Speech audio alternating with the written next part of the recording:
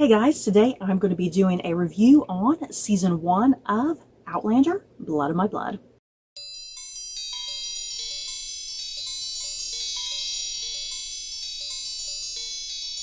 So, before I head into my thoughts and feelings on Outlander, Blood of My Blood, because I've been debating if I want this to be a spoiler review or a non-spoiler review, but I feel like the people watching this show are people who have also been watching Outlander. I just don't really feel like this show brought in like just a whole new random new audience. So I think for me to talk about this show, this is going to be probably mostly a spoiler filled video, because I'm probably going to be bringing up some stuff that does happen in this season, and then yeah, maybe even stuff that happens from Outlander, because I feel like I do need to bring in a few little things from Outlander to tie into this show. So I guess what I'm trying to say, if you have not seen this show, nor have you seen Outlander, this review is not the review for you, because I'm probably going to be having spoilers in here, so you have been warned. So let's get into my thoughts and feelings on Outlander, Blood of My Blood. This is the plot synopsis really quickly. It's just a really boring plot synopsis. I guess I could have done better on this, but yeah, this is a prequel to Outlander. Follows Jamie Fraser's parents, Brian and Ellen, and also follows Claire's parents, Henry and Julia. That's kind of it. I don't really have anything more creative other than that. So, how did I feel about Blood of My Blood? Hey guys, I'm not gonna lie. When I initially heard about this show, that we were gonna have a prequel to Outlander, my first initial thought was, it's not the Lord John Grey spinoff that I want. If anybody knows me when it comes to all things Outlander, one of my favorite just, random supporting characters in the Outlander universe, I love the character of Lord John Grey. And Diana Gabaldon, who has wrote these books and whatnot, the Outlander books, she wrote a whole little spin-off series with the character of Lord John Grey, and I have just been really looking forward to Stars, because this aired on Stars. I've just been really looking forward to Stars being like, hey, let's make a Lord John Grey spin-off series. But no, instead they jump to this show, and a prequel focusing on Jamie's parents and Claire's parents. And I initially had my trepidation, you guys are not gonna lie, because my first thought was, why are we doing this show?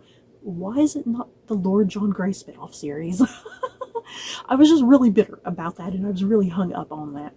So I went into the series just, I wanted to give it a shot, obviously, because when the trailers started coming out, I was like, oh, okay, this does look really good. I'm starting to get really hyped for it, but at the same time, I was kind of worried that it wasn't going to live up to the expectations I was kind of having towards it, because I love Outlander, okay? I love Outlander. I love everything about that show. I just think it's so perfect, so wonderfully cast, and really well written. So I just feel like this show had a lot to live up to, and I just didn't know if it would be anywhere near as good as Outlander.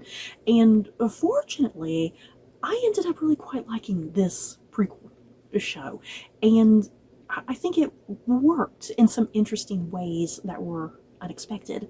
For starters, a big thing that I liked about this show, I don't know if it's just me, I really liked being back in Scotland. Because I think, like, the best of Outlander is always when Jamie and Claire were in Scotland, So I was just really happy to be back in Scotland, the focus and attention to be back on the Scottish Highlands and the Scottish clan wars, all of that good drama, all those good locations and sets and just the gorgeous, greenery. And that's what we have here in this show. We're back in Scotland. We have all these opposing clans and their different kind of points of view. We have the beginnings of the Jacobite rebellion happening in the background, which, yeah, as we know, in Outlander, that really gets going. I love seeing the beautiful Highlands, just this nice atmosphere that's present in Scotland. Seriously, if this show was not filmed in Scotland, I'm going to be a little upset. If one of you in the comments tells me the show was not filmed in Scotland, I'm going to be upset because it felt like Scotland to me, okay? But yeah, I love the beautiful just look of Scotland, the atmosphere of Scotland. I really love the costuming on this show. There's something about the costuming, it's similar to Outlander in a sense, but yeah, again, this is a prequel. You have to adjust the costuming just a wee bit back in time, what they would have been wearing during that particular decade, you know. So yeah, the costuming, for the most part, fairly similar, not too wildly different, just kind of little subtle differences, but I still really liked it. And can I mention the opening credits really quickly? I didn't think anything could top just how beautiful the Outlander opening credits were, but oh my god, this show, its opening credits were just, oh, beautiful, and like something kind of chilling and haunting about the opening credits. Yeah, because obviously this is a spoiler-filled review, like I said, because we have Claire's parents that, for them, their story is set during and after World War One, and then Jamie's parents, we're going into, you know, Scotland in like the, you know, when does it take place? I kind of forgot. Like, is it maybe about the 1730s or 40s? Maybe? Am I off? I might be horribly off with that. Either way, it's sometime in the 1700s, let's put it that way. I can't quite remember the details, but so you have the World War One aspect and the aftermath of that, and you also have you know, Scotland in the 1700s. So I love how the opening credits just so seamlessly kind of showed that, you know, both timelines. Like, there's one of my favorite parts. There's a really great part where like some Scotsmen are running through like the woods, and then like a tree goes by, which is supposed to be like this kind of a dividing shot, I guess is how you can call it. Like, there's this dividing panning shot, and then all of a sudden those men who are running, who were like, you know, 1700 Scotsmen, all of a sudden it merges into like World War One soldiers on a battlefield running, you know. I love how the opening credits, how it really kind of switched in and out of both eras and centuries and whatnot. It was just so beautiful, and like I said, really chilling and haunting. And yeah, the music on top of it, oh, so good. And yeah, for the most part, I really was pleasantly surprised with the characters, you guys, because I knew it was going to be a prequel, but at the same time, I was like, oh, is it going to work, you know? Because yeah, Henry and Julia and Ellen and Brian, they're completely kind of new characters. We've never really gotten to meet them in any sort of capacity. I think Brian, we've kind of gotten to see, I think, hints of him in a sense, because he was in Outlander, right? The show. He was in the show at some point, like in flashback sequences. So we've kind of gotten a little idea about him, but yeah, we've never gotten to see anything with Ellen or Henry and Julia. You know, they've always kind of been this mystery. They've been talked about, but we've never got anything more than that. So I was really pleasantly surprised with all of them. They all worked. I loved the chemistry between all four of them. But it was the returning characters, you know, the younger versions of some of these people that I was a little worried about, because I love their older counterparts so much. Like Colum and Dougal, for instance. Like, for real, do not get me started on how much I love Dougal Mackenzie. Okay, Graham McTavish in the, you know, the original Outlander show, I just freaking love his portrayal of Dougal. So I wasn't sure how I would feel about like Dougal in this, you know, a younger version, but I did. I ended up loving Dougal in this. Yeah, I loved Colum. Yeah, I love seeing Myrta and Jocasta, even Ned Gowan. You guys, because I think Ned Gowan, even in the original Outlander show, he's kind of a character. It's like, yeah, I like him, but he's not like a character that I'm just like really kind of gravitating towards, you know. But like, I really loved Ned Gowan in this adaptation. And yeah, I'm sitting there kind of mentioning kind of the chemistry between like Ellen and Brian, and the chemistry between Henry and Julia. You know, the romantic chemistry definitely worked between all of those guys, but just other various different relationships, you know, like familial type relationships. I love the relationship that like Ellen and Jocasta had, their chemistry. I love the chemistry between Dougal and Colum as kind of these siblings with this rivalry going on between them, you know. Various different relationships like that don't have anything to do with like romantic chemistry. So there was a lot about this show that ended up being pleasantly surprising to me and ended up working, which I had a lot of concerns about. Now, yeah, I don't know how others feel about that, because I almost feel like I'm in the minority. Seriously, am I in the minority in loving this prequel show? Because I almost have a feeling there's a lot of people who hate it. It has a pretty good rating on IMDb. I expected the rating to be way lower, but it's in a pretty good place, actually. But yeah, I do want to touch on some stuff kind of tying into Outlander really quickly before I do kind of get a little further into the cast. I want to bring in some ties to Outlander, because one of my big things going into this show, like my initial trepidations about why are we getting this show, but I feel like this show is going to attempt to tie in and explain some kind of miscellaneous mysteries that we have on Outlander currently right now. So yeah, what are going to be the ties to Outlander as a whole? So my questions, I wrote down a list of questions here, you guys, because I'm a nerd. We know in the latest season of Outlander, once again, we're getting into some spoilers here, there was this whole big thing that connected back to Faith. Faith being the daughter of Jamie and Claire, who died back in France. That she only was alive for like maybe a couple days, if even that, a couple hours, I can't even remember, but yeah, she died in France. And so that's always been something that's kind of haunted and traumatized Jamie and Claire, was the death of Faith. But we got this whole big thing, you guys. I'm trying to remember how all this went down. We got all this crazy drama in the latest season of Outlander, where Jane, the character of Jane, and her sister, we were kind of given this notion, this idea that they were the daughters of Faith. But again, Faith died, supposedly, but then we're kind of led to believe, wait a minute, did Faith not really die? Was it covered up for some stupid reason? So I left that season, the Faith question was a big, like, what the hell moment, even for people who've read the books, because I don't think this is something that even happens in the books, because I've not made it that far. I'm still like about 2 books behind in the series. So I don't know if this show is going to, if it's going to do something that's going to resolve the Faith issue and the Faith confusion, if it's not entirely what we're thinking it is. Because another big thing to this show, we know from Claire that Henry and Julia died in a car accident. So what this show does really nicely, which worked, I think, Henry and Julia, they do get in a car accident, and they kind of stumble around after the accident, and that's when they run into the Standing Stones, and that's how they get sucked into 1700s Scotland. So in their modern time, their car is still there at the river, so it looks like they had a car crash in the river and their bodies like just floated away and their bodies were never found. So that leads to the idea of Henry and Julia, they're dead. Claire was told they're dead. That's why she's with her Uncle Lamb and whatnot.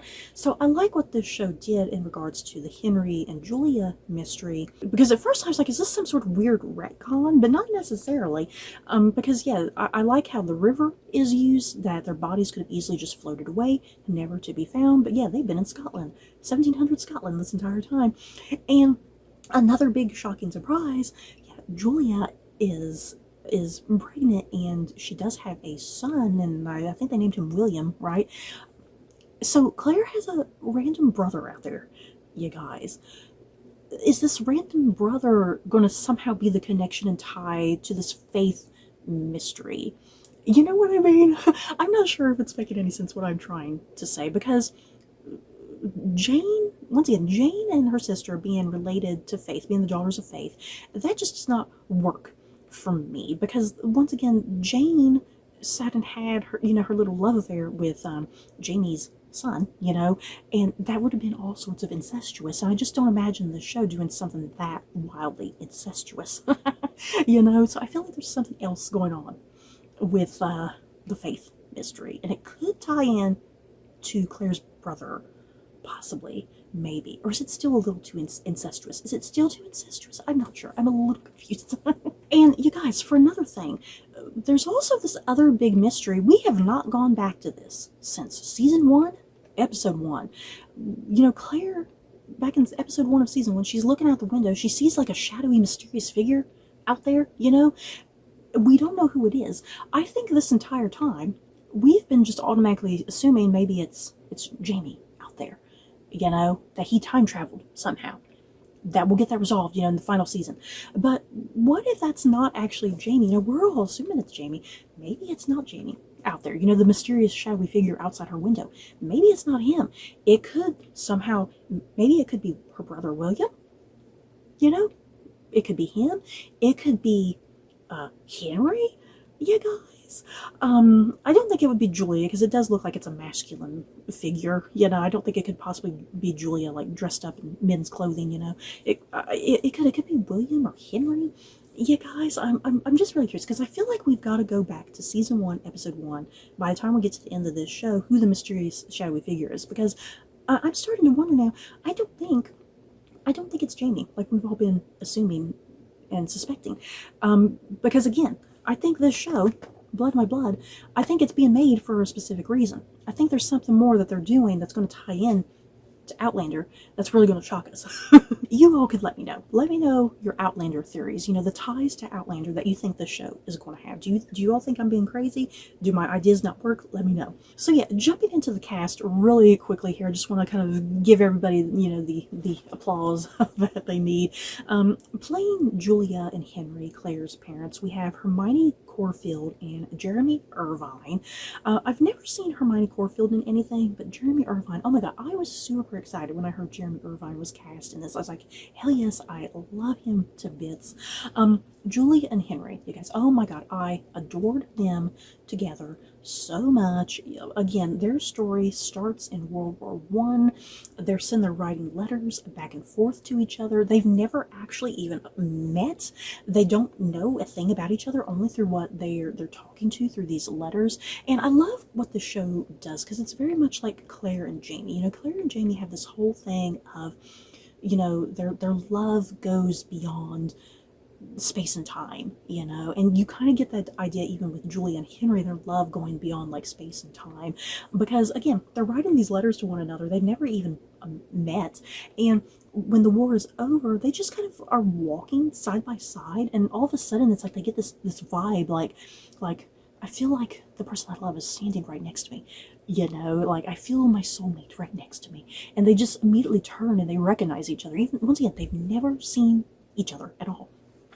They just, that feeling from the letters that they get through one another. You know, I love kind of that bond and connection that Julia and Henry have. Is it believable? No, but for the romantic in me, it's like, oh my god, I love it. I'm a sucker for it.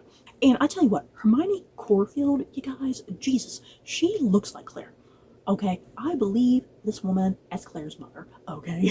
And a big thing with Henry's character, because he was in World War One, the aftermath of World War One, he is suffering from an extreme amount of PTSD, and I love that the show explored his PTSD, because it comes back in some really interesting ways over the course of the show, and he kind of does some things as a result of his mental state and whatnot, because yeah, at one point, you know, because him and Julia get separated once they go through the stones and whatnot, and he finds out that someone lies to him, Mr. Bug. Yeah, guys, oh my god, I hate Mr. Bug.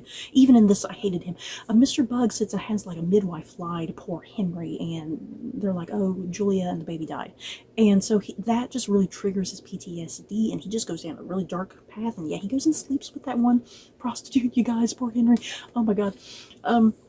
But I liked what Jeremy Irvine was doing with Henry's character, how he was written, and then yeah, I mean, let's kind of go into Julia a little bit, kind of some of the characters that she winds up with, because we see Lord Lovett, you guys. Lord Lovett was so great, played by Tony Curran. Tony Curran, as always, remarkable. Anything he is in, he can't mess it up. But yeah, his performance of Lord Lovett was so good, just so like just you know, so like, this guy, I hate him. He's so just grotesque, and I hate him. He's just so irritating, and he just grovels too much, and he thinks so highly of himself. And yeah, poor Julia. you guys. You know, in order to protect herself, in order to protect her unborn child, you know, because she realizes she's kind of, you know, out of time now, she makes this kind of wild and crazy decision like, in order to protect me and my child, I'm going to sleep with Lord Lovett, claim that it's his child. He'll believe it, and in turn, we will be supported and not like pushed out at any sort of point. No, because yeah, during this time period, Julia, it's seen like Julia is like an isn't she like she's like an unwed pregnant mother, you know, and during this time period it was taboo. You shouldn't do such a thing, obviously. So yeah, Julia has to really quickly think on her feet what to do for herself and for her unborn child, you know, well, until her and Henry can reunite. So I loved how Lord Lovett kind of played into the story, how he tied into Julia's character. Again, Tony Cran, a remarkable performance, as always, from that man. And yeah, a big shout out to the character of Mrs. Porter, played by Sarah Vickers, because yeah, Mrs. Porter is another a past affair that Lord Lovett had, and yet Mrs. Porter is the mother of Brian Fraser. So I love how all that tied in and connected, and yeah, Julia's placement within all of that. But yeah, Mrs. Porter, a really great character, because her and Juliet are at odds for a good chunk of this season until they really kind of start to bond and understand each other more. And can I bring this up really quickly, because one of my big nitpicks with the show, because I'm going to finish up Julia and Henry here before I move on to Ellen and Brian. My big thing that was kind of irritated me a little bit about Julia and Henry, it wasn't them as characters, it was the fact that they go through the stones and I feel like they kind of just adjust very quickly to their new surroundings and their new environment, and they just kind of go with it like, oh, we've time traveled. Is it just me? They just didn't seem to have much of a reaction to the fact that they just time traveled, for crying out loud. Whereas like Claire, I think Claire, for like the first several episodes, and then yeah, for the longest time in the book, you know, it's just so bewildering that she has time traveled and she's so discombobulated and she doesn't know if she's sane, if she's crazy, you know. It's just such an intense thing with the time travel that she doesn't know what the hell has just happened. And I feel like Henry and Julia just really kind of just breezed right through it, like, oh, we've time traveled, okay. Like, there's no like questioning of it. I never got that sense of like confusion from them. Like, no one, I don't think anyone even said the date. You know, I don't think anyone ever said like the year and they were like, oh my god, you know. It's like they just kind of automatically were like, oh, we're in the past. Okay. It was just so bizarre to me, their reaction to the time travel compared to like Claire's reaction to the time travel, which would be more realistic. You know, seriously, if I time traveled, if I went through those standing stones, it would freak me out. You know, I would be sent to the insane asylum. I'd be freaking out. Like, oh my god, you know, what has just happened? Okay, so moving on from Julia and Henry, I just love them so much, yeah, guys. Let's move to Ellen and Brian. I think the vast majority of this show really kind of goes to Ellen and Brian in some ways. Because Julia and Henry, they're main characters, obviously, in this show, but I feel like some of the more kind of intense craziness that was going on in this show was wrapped around what was going on between Ellen and Brian, because their romance is forbidden, essentially, and yes, she's supposed to be marrying for the benefit of the Mackenzie family, and there's, you know, all the stuff going on with Colin and Dougal, and then Malcolm Grant and whatnot, you know, there's just so much really rich and interesting just drama in regards to Ellen and Brian that I think Julia and Henry, they don't really have that, you know. Not that it was boring, you know. Julia and Henry were most certainly not boring. Their plot was just something really, really different. Playing Ellen and Brian, we have Harriet Slater and Jamie Roy. Jamie Roy, for crying out loud, he looked like Sam Heughan, you know, like a bit of a younger version of Sam Heughan. Like, I could believe, it's like Hermione Corfield, I could believe her as Claire's mother. Yet Jamie Roy, I could believe him as Jamie's dad. The casting there was just really bizarre. Seriously, there was just many times Jamie Roy would kind of just do something, some sort of movement, and I'd be like, whoa, Am I seeing Sam Hewen? They're not even related in real life, but it's like I'm seeing Sam Hewen, I'm seeing Jamie Fraser. Yeah, Harriet Slater as Ellen. I've seen Harriet Slater in quite a number of other things, especially like period dramas, and I've always really loved her. So I was really excited to see her in this, and I loved her. Do not get me started about Ellen's hair. I just love the vibrancy of her red hair and how it was styled. Yes, is it way too modern? She should have it up in a cap, but yeah, she had it just nice and free flowing. Yes, that was probably totally inaccurate to the time period, but I just loved her bright red hair.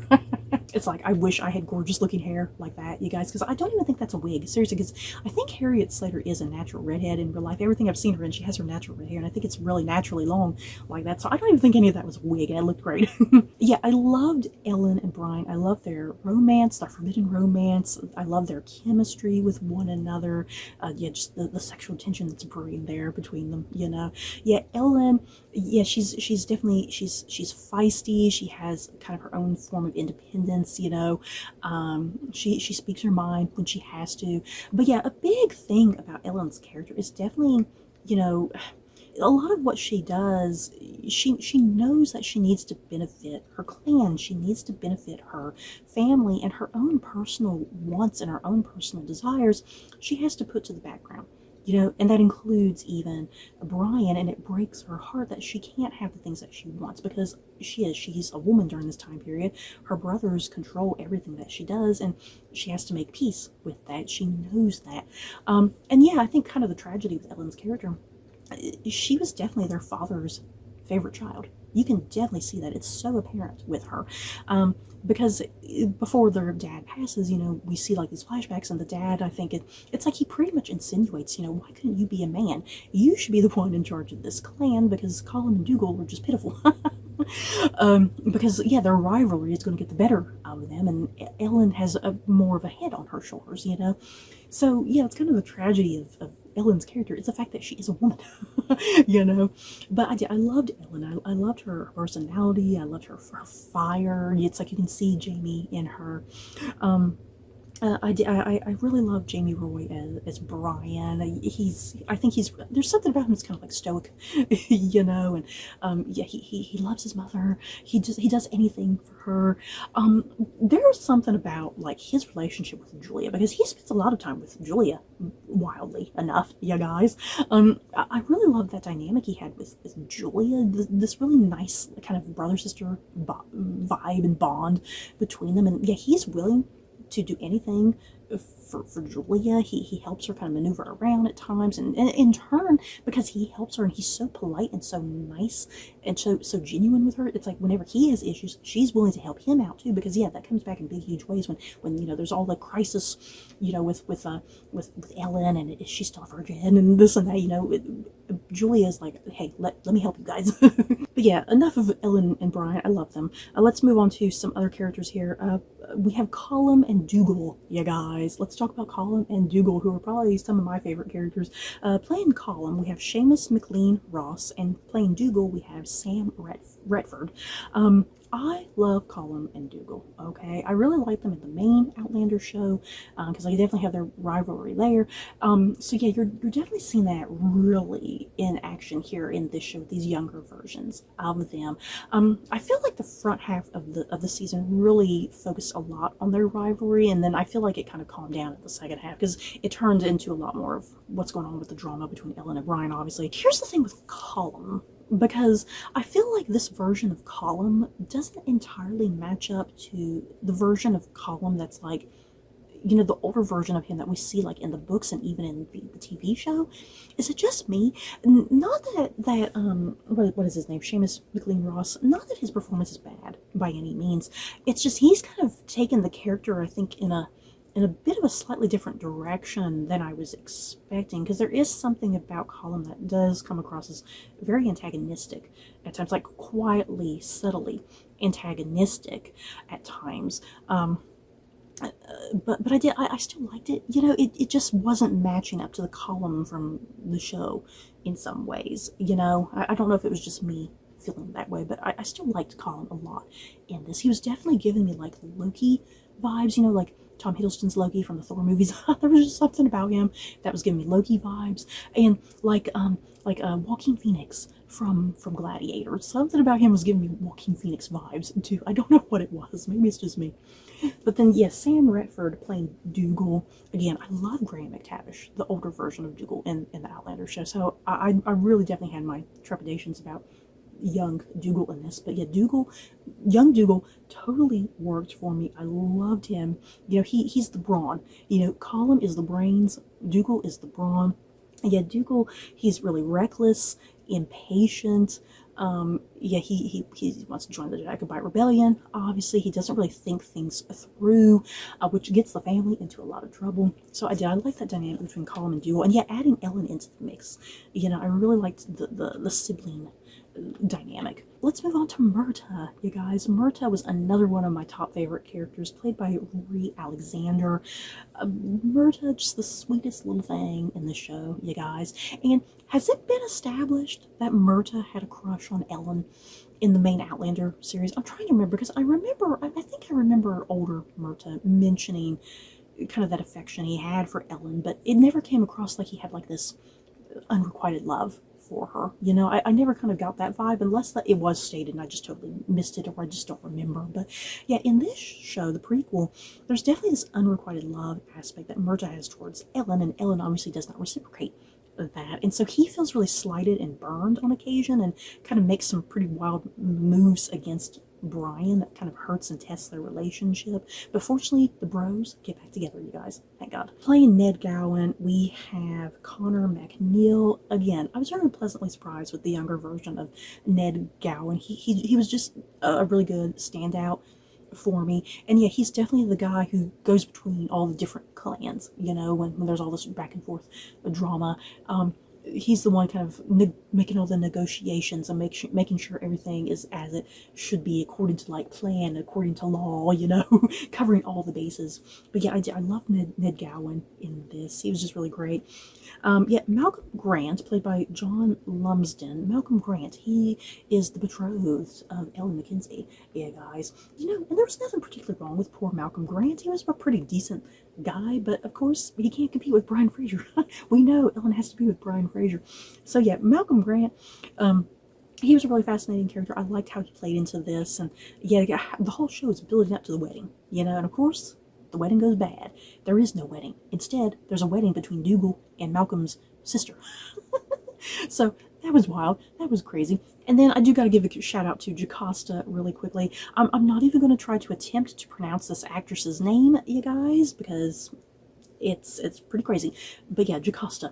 I love seeing a younger version of Jocasta on this, and yeah, that dynamic that she has with Ellen, who is her sister, because it's a nice little parallel, you know, the Ellen Jocasta relationship versus like the Colin and Dougal relationship. Yeah, Jocasta, I think you definitely get the idea that she has her own unrequited feelings for Myrta, but yeah, Myrta is blind and he doesn't see that. But yeah, fortunately in the main show, because Myrta and Jocasta do get together in the main show, thank God, so it eventually happens. But yeah, I'm assuming it's never going to happen here on this prequel show, which kind of devastates me, because I would love to see Jocasta and Myrta somehow get together, even though Jocasta's technically married now. You know what? Screw that. Okay, I think that's pretty much all I want to say about Outlander, Blood of My Blood. Just to reiterate, I really enjoyed this prequel series. I definitely was concerned about it. I didn't know why we needed it. I didn't know if it would work, but I think it worked ultimately for me. I was entertained. I was engaged. I enjoyed it. I liked seeing the beginnings of Claire and Jamie's parents, how they got together. I love seeing that chemistry. And again, I think kind of that commonality that this show has with Outlander is kind of that thing of, you know, romances going beyond space and time, and all these things like working against these couples, and they're going to rise above it and make sure it works, because that's what Jamie and Claire do. You know, they rise above space and time, and yeah, all the obstacles that are always just constantly thrown at them. Yeah, the many instances when we think Jamie is dead. I don't know how many times Claire has thought Jamie has been dead, you guys.